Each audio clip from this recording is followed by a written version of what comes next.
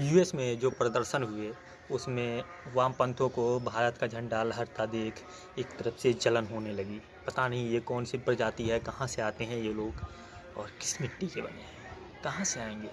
इसी धरती से, इसी भारत की धरती पे जन्मे हुए ऐसे लोग आते हैं जिसमें भारत का झंडा देखते ही मन में एक विरोध सा उत्पन्न हो गया। हुआ कुछ ऐसा कि एक प्रदर्शनकारी ने वहाँ पर भारत का झंडा लहरा दिया, जिसके कारण वामपंथों के पिछवाड़े में आग लग गई।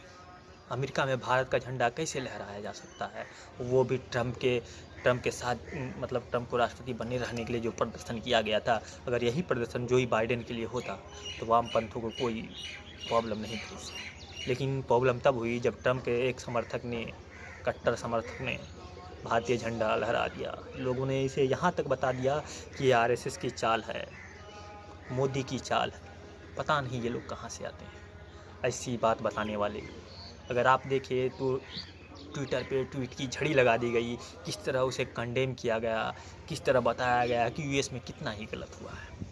लेकिन जब हमारे देश में कुछ इस तरह का होता है तो राजदीप सरदेसाई जैसे संसद पे हमला हुआ था, अगर आप उसका एक पुराना वीडियो देखें जिसमें कोई इंटरव्यू में बता रहे थे कि उसे कितना मज़ा आ रहा था, क्योंकि वह सबसे पहले वहीं पर थे, संसद में ही थे और उस न्यूज़ को अपने चैनल पर दिखाएंगे, सबसे ज़्यादा टीआरपी बटोरेंगे, सबसे ज़्यादा पैसे कमाएंगे। तो वह बहुत खुश था कि संसद पर हमला हुआ और उससे एक मसालेदार न्यूज़ मिली। लेकिन वही अगर यूएस में होता है तो उसे कंडेम करते हैं, किस तरह से बहुत गलत किया समर्थकों ने, ट्रंप के समर्थक ने।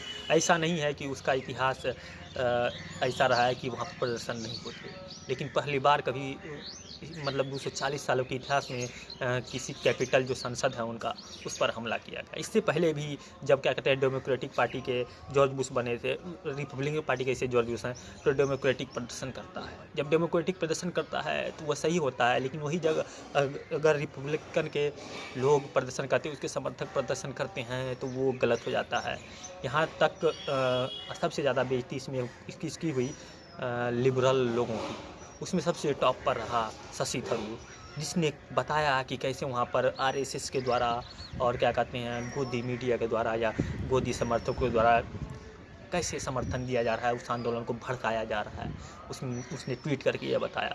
लेकिन बाद में ये पता चलता है कि जिसके खिलाफ वो ट्वीट कर रहा था उसका नाम कुछ और ही निकला। वह एक क्रिश्चियन मूल का आदमी था, उसने धर्म परिवर्तन करा के क्रिश्चियन मूल का आदमी था, वाइसेंट जेवियर उसका नाम था। और वह इसका शशि थरूर का बहुत बड़ा चमचा था। उसके साथ उसने कई फ़ोटो शेयर की। उसके ट्वीट जब देखे गए तो वो वामपंथन विचारधारा से ही बिलोंग करते थे, तो इसके साथ ही उसकी गांड मारने लोगों ने शुरू कर दी वहाँ पर। उसके बाद ऐसा हुआ कि उसके पिछवाड़े में आग लग गई और वह यह बताने लगा कि किस तरह से एक आदमी के प्रदर्शन से कुछ नहीं होता। और इस भारत के झंडे को लेकर किसी एक आदमी, इससे पहले वो पूरे भारत को टारगेट कर रहा था, किस तरह दिखा रहा था कि भारत देखो हर कुछ में मोदी का आदमी वहाँ पर घुसा हुआ है। लेकिन इससे कोई फर्क नहीं पड़ता, क्योंकि वह एक वामपंथी लिबरल गैंग का है, इसलिए लिबरल उसे सपोर्ट करेंगे। और सागरिका घोष और सारे जितने भी जयचंद हैं इस भारत में, उन्होंने ट्वीट की झड़ी लगा दी कि किस तरह से वहाँ पर क्या हो रहा है। लेकिन जब पता चला हिंदू धर्म, पहले 2019 से पहले तो सिर्फ क्या कहते हैं बीजेपी को टारगेट किया जा रहा था, लेकिन अब सीधा हिंदू और सनातन धर्म को टारगेट किया जा रहा है। मतलब एक हिंदू ने वहाँ पर, मतलब आरएसएस की साजिश तक लोगों ने ये बताया कि किस तरह आरएसएस इसमें घुसा हुआ है। मतलब हिंदू धर्म को पहले तो सनातन मतलब बीजेपी को टारगेट किया जाता था ये लेकर, इन चीज़ों को लेकर, लेकिन अब ये लोग सीधा इतनी नीचे गिर गए हैं कि अब हिंदू धर्म को टारगेट कर रहे हैं और बता रहे हैं किस तरह हमारा हिंदू धर्म कहाँ किस तरह नीचे दिखाया जाए, किस तरह। मतलब अब अमेरिका में भी कुछ हो तो उसके लिए हिंदू जिम्मेदार है, लेकिन अगर भारत में कुछ होता है तो उसके लिए मुस्लिम जिम्मेदार नहीं होता, क्योंकि वह एक शांति प्रिय समुदाय से बिलोंग करता है। अगर वो लोग जिम्मेदार होने लगे तो शांति कौन फैलाएगा, दंगे कौन करवाएगा। लेकिन भारत में जैसे सीएए विरोधी और अभी किसान आंदोलन, जो तथाकथित किसान आंदोलन जो चल रहा है, जिसमें आतंकवादियों को छुड़ाने की मांग की जा रही है, ये बहुत ही शांति प्रिय प्रोटेस्ट है। इसमें किसी के जान माल की नुकसान नहीं हो रहा, न क्षति हो रही है।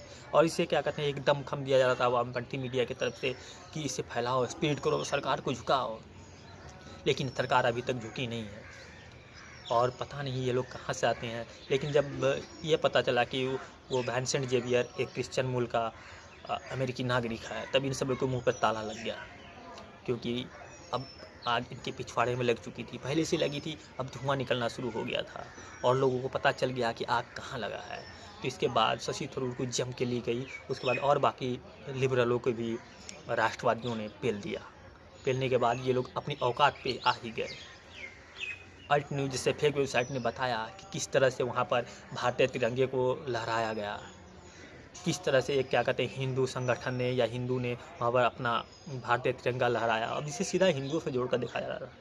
पहले इसे अलग अलग तरीक़ों से जोड़कर बीजेपी से जोड़ने की कोशिश किया जाती है, लेकिन हिंदुओं को बदनाम करने की इतनी ललक है लोगों में कि वो इस तरह के कारनामों को आगे भी करते रहेंगे। लेकिन हिंदुओं, तुम संभलो, जगो, उठो, लड़ो, फाइट करो, मारो सबको। मारो नहीं, अपने लिए लड़ो। हमारे धर्म में कहा गया है अहिंसा परमो धर्म, धर्म हिंसा तथैव च। इसका मतलब अगर आप नहीं जानते तो गूगल कर लें। अगर इसके बाद भी कुछ नहीं मिलता तो आप मुझसे पूछ सकते हैं अहिंसा परमो धर्म, धर्म हिंसा तथैव च। लेकिन क्या आपको क्या लगता है इन लोगों का एक दिन का है क्या? नहीं, यह बहुत पहले से चला आ रहा है और आगे भी चलता ही रहेगा। लेकिन आपको जगने की ज़रूरत है, आपको इनकी माँ चोदने की ज़रूरत है। तो आप उठो, जागो और इनकी माँ चोद। अल्ट न्यूज़ का जो संस्थापक था मोहम्मद जुबैर, वो भी बता रहा था कि वहाँ पर किस तरह से भगवा घुसा हुआ है और किस तरह से इसे बदनाम किया गया अल्ट न्यूज़ के फेक प्रोपेगेंडा के तहत। लेकिन हम लोग मोहम्मद जुबैर को शांति प्रिय समुदाय का समझते हैं। हम उनके लिए कुछ नहीं बोलेंगे क्योंकि वह एक शांति प्रिय समुदाय से बिलोंग करता है। वह शांति प्रिय समुदाय जहाँ पर सिर्फ आतंकवादी पैदा होते हैं। वह शांति प्रिय समुदाय जहाँ पर अपने धर्म को लेकर कट्टरता इतनी है कि लोगों के दिन दहाड़े गले रेत दिए जाते हैं। वही शांति प्रिय समुदाय जिसमें एक गरीब हेडमास्टर का बेटा भटका हुआ आतंकवादी हो जाता है, वह धोनी का बहुत बड़ा फैन हो जाता है।